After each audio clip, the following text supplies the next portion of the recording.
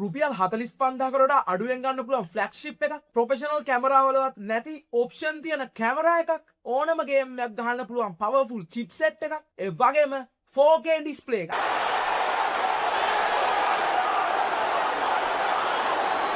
ඉතින් ඔන්න මෙන්න මේ කියන දේවල් ඔක්කොම තියෙන ෆෝන් එක ගැන තමයි අද මම කතා කරන්න යන්නේ. ඉතින් ඔන්න අද මම කතා කරන්න යන්නේ Sony Xperia 1 Mark II කියන powerful monster ගැන.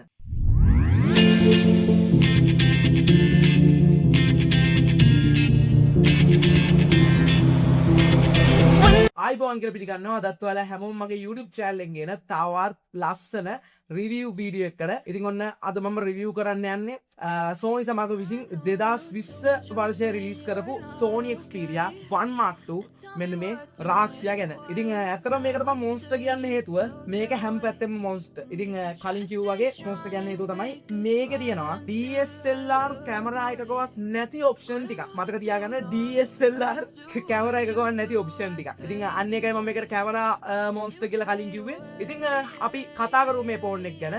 අපි මුලින්ම build and design එකෙන් පටන් ගමු. මේක අතර ගත්තට පස්සේ ප්‍රධාන වශයෙන් මට දැනෙන ෆීලිං එක තමයි ගොඩක්ම ග්ලොසි ෆීලිං එකක්. මොකද මේක ග්ලාස් ඉඳලා බැක් කවර් එකක් නැතුව යූස් කරුවොත් ටක් ගාලා මේක ලිස්සන්න බලනවා. ඒ වගේම මේකේ ප්‍රොටෙක්ෂන් එකට Corning Gorilla Glass 6 කියන ඔප්ෂන් එක පාවිච්චි කරලා තියෙනවා. ඒ වගේම අපිට මේකේ metal frame එකක් තමයි තියෙන්නේ.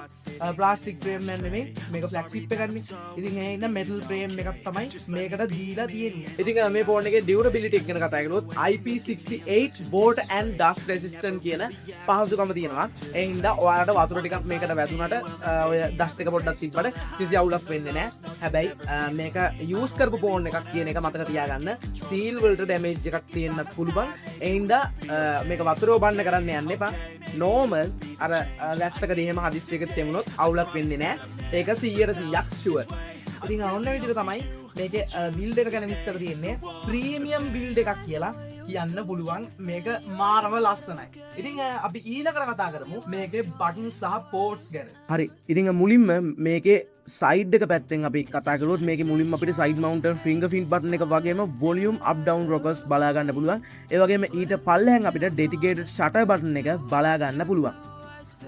සහ ෆෝන් එකේ යට පැත්තෙන් අපිට USB type C port එකක් වගේම main microphone එක සහ main speaker එක බලා ගන්න පුළුවන්.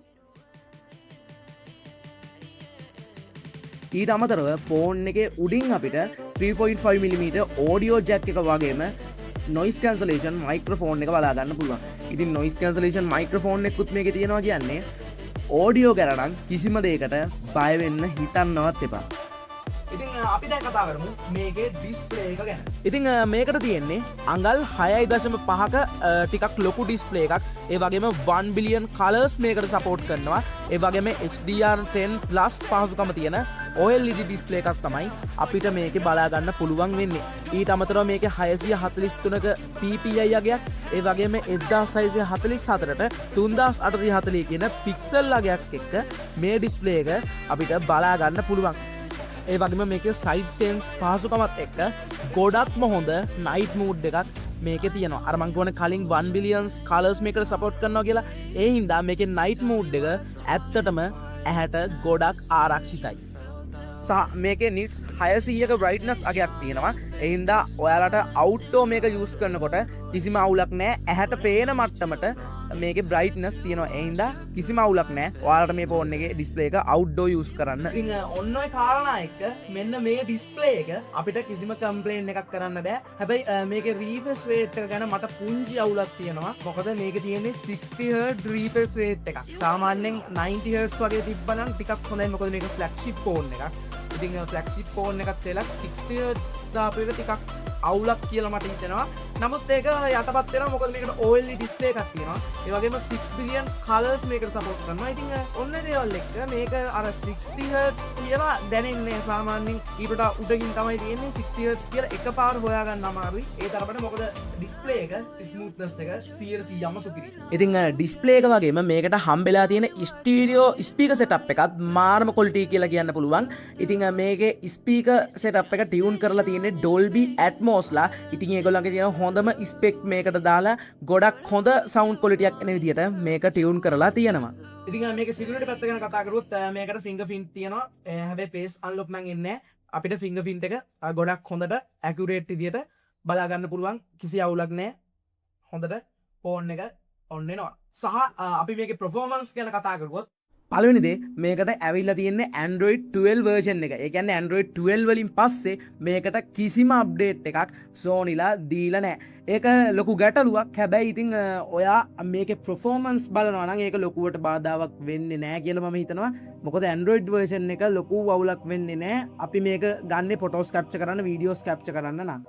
ඒ වගේම මේකට ඇවිල්ලා තියෙනවා Qualcomm Snapdragon 865 කියන 5G processor එක. මේක 7 nanometer processor එකක්. ඒ හින්දා මේකේ processing speed එක නම් පාට්ටම සුපිරි. ඒ වගේම මේකට Adreno 650 කියන GPU එකක් ඇවිල්ලා තියෙනවා. ඒ හින්දා games නම් පලන්න පුළුවන්.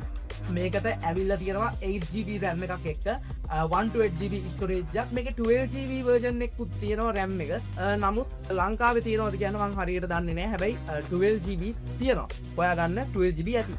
ඉතින් ඔන්න ඔය කියන කාරණා එක්ක මේ ෆෝන් එකට ගේමින් වලට ඔය ආසයි නම් කිසි ප්‍රශ්නයක් නැහැ. Play Store එකට ගිහිල්ලා හොඳම ගේම් ටික ගන්න, install කරන්න, play කරන්න සුපිරිම experience එකක් ගන්න පුළුවන්. ඉතින් මේකේ බැටරි ගැන කතා කරොත් මේකට හම්බෙන්නේ මිලියම්පියර් 4000ක බැටරියක්. ඒ කාලේ මිලියම්පියර් 4000 කියන්නේ හොඳ මට්ටමක්. නමුත් 20යි 26 වෙනකොට මේක ටිකක් මදි බං. හරිද? දැන් සාමාන්‍යයෙන් අද කාලේ තියෙන බජට් ෆෝන් එකක් ගත්තා මිලියම්පියර් 5000ක් 6000ක් තියෙනවා. ඉතින් සාපේක්ෂව ඒක අවුලක් නෑ. මොකද මේකට HS power control කියලා ටෙක්නොලොජි එකක් තියෙනවා. ඒ කියන්නේ අපිට මේකේ heavy game එකක් ගහනවා කියලා හිතන්නකො. ගහනවා Free Fire හරි කායක ස්ක්‍රීට් හරි හොඳට අල්ට්‍රා ඩයිනමික් දාලා ගන්න බැටරිය බහිනවා. ඉතින් අපිට පුළුවන් ෆෝන් එක charge එකට ගහලා ගේම් එක ගහන්න බැටරියට කිසි හානියක් වෙන්නේ නැහැ. අර නිකන් TV එකට කරන්ට් එක දීලා direct power එකෙන් display එක on කරගෙන ෆෝන් එකේ වැට් කරනවා බැටරියට කිසිම හානියක් නැහැ. බැටරි බහින්නෙත් නැහැ. එතකොට මොකද direct කරන්ට් එකෙන් බහින්නේ. එතකොට ටිකක් අර වාසියක් තියෙනවා.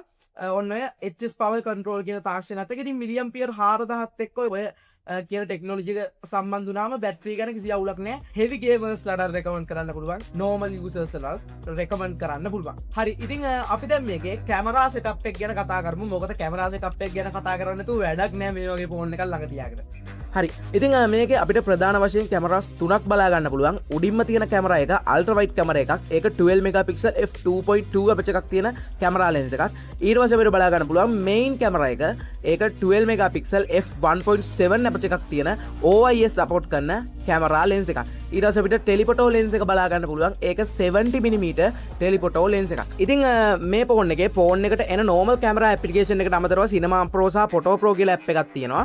ඉතින් ඔය apps දෙකේ Photo Pro app එකෙන් අපිට photos ගොඩක් හොඳට DSLR camera එකකින් වගේ capture කරන්න පුළුවන්. ගොඩක් හොඳ manual control එක සහ ගොඩක් හොඳ contrast ratio එකක්, හොඳ dynamic range එකක් එක්ක මේකේ අපිට ගොඩක් හොඳ photos ගහන්න පුළුවන්. ඒ වගේම හොඳ dynamic range එකක් වගේම ගොඩක් හොඳ zooming experience එකක් අපිට මේකෙන් ගන්න පුළුවන්. කොච්චර zoom කෙරුවත් blur වෙන්න නම් හිතන්නේවත් නැහැ. ඊට අමතරව මේකේ තියෙන dedicated shutter button එකත් එක්ක photos capture කරන්න මාරම ලේසි. Photo Pro app එක වගේම මේකට ඇවිල්ලා තියෙන Cinema Pro app එකෙන් අපිට හොඳ videos capture කරන්න පුළුවන්. හොඳ stabilization එකක් තියෙන සහ ඔයාලා දැකලා ඇති film වල එහෙම තියෙනවා අමුතු color gradings. ඒවා computer වලට දාලා තමයි edit කරන්නේ. නමුත් මේකේ වෙනම color gradings තියෙනවා. අපිට කැමති color grading එකක් දාලා සාමාන්‍ය short film එකක් වගේ වුණත් රෙකෝඩ් කරගන්න පුළුවන්. ඊට අමතරව මේකේ selfie camera එක විදිහට megapixel 8ක selfie camera එකක් තියෙනවා. ඒකිනුත් අපිට ගොඩක් හොඳ photos videos capture කරන්න පුළුවන්. සහ ඔයාලා මේක හොඳට මතක තියාගන්න මේකේ manual control ගැන අපි කතා කරුවොත් Sony Alpha series එකේ කැමරාවල ආපු manual control වගේම පොඩි දේවල් අපිට මේ ෆෝන් එකෙත් බලා ගන්න පුළුවන්. ඒ කියන්නේ කැමරා එකක් වගේ ෆෝන් එකක් මේක. ඒ හින්දා සාමාන්‍යයෙන් ඔයා ෆොටෝග්‍රැෆි වලට ආස කෙනෙක් නම්, ඒ කියන්නේ ෆොටෝග්‍රැෆි පටන් ගන්න ඉගෙන ගන්න කෙනෙක් නම් කැමරා එකක් ගන්න සල්ලි නැත්නම් ඔයාලට පුළුවන් Sony Xperia 1 Mark 2 එකක් ගන්න. මේකේ manual control වලින් ලස්සනට ෆොටෝ එකක් capture කරන්න ඉගෙන ගන්න. ඉතින් ඔන්න ඔය කියන දේවල් ටික තමයි අද මට මේ ෆෝන් එක ගැන කියන්න තියෙන්නේ. ඉතින් මේක සාමාන්‍යයෙන් මොන වගේ කට්ටියටද recommend කරන්නේ? මම සාමාන්‍යයෙන් මේක recommend කරනවා heavy gamers ලට, normal users ලට, photography පටන් ගන්න කට්ටියට සහ content creators ලට. උදාහරණයක් විදිහට මං වගේ මධ්‍යම පාන්තික content creators ලට, ඒ කියන්නේ YouTube පටන් ගන්න කට්ටියට මේ ෆෝන් එකක් ඇත්තටම වටිනවා.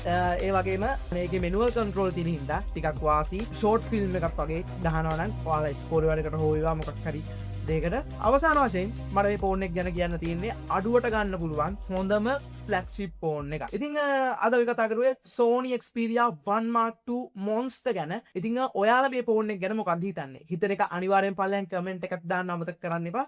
සහ ඔයාලගේ ෆෝන් එකක් ගන්න හිතන් ඉන්න යාළුවට මේක අනිවාර්යයෙන්ම ෂෙයා කරන්න අමතක කරන්න එපා. මොකද මේ වීඩියෝ එක එයාට ලොකු හයියක් වෙයි.